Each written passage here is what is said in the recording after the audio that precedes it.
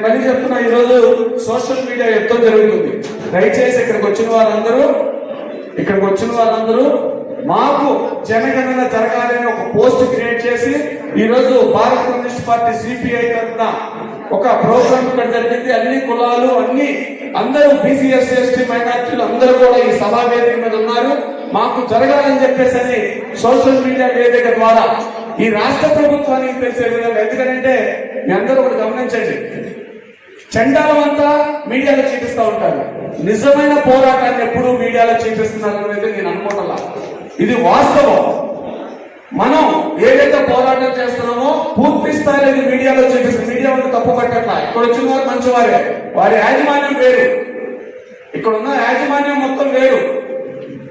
ఈ యాజమాన్యం మొత్తం పూర్తి స్థాయిలో వాళ్ళకి కావాల్సిన ఏదైతే ఫండింగ్ కావాలో అది మాత్రమే చూపిస్తారు. నిన్న బాలకృష్ణ స్పెక్స్ పెట్టాడు దీని మీద, తల మీద, ఇదే పార్లమెంట్ లో. దాన్ని ఫోకస్ చేసి చూపిస్తారు. ఇక్కడ మనకి జనగణన కావాలి అనే దాని మీద మనకి 1 నిమిషం 2 నిమిషాలు 5 నిమిషాలు కూడా చూపించరు. అంత దుర్మార్గమైన పరిపాలనలో మనం ఉన్నాం. అలాంటి పరిస్థితుల్లో మనం ఉన్నాం. దయచేసి అర్థం చేసుకోండి. ఉద్యమం చేసే వారిని గౌరవించండి. మనం ఏం చేయాలి? ఈ రోజు జనగణన చేయాలి.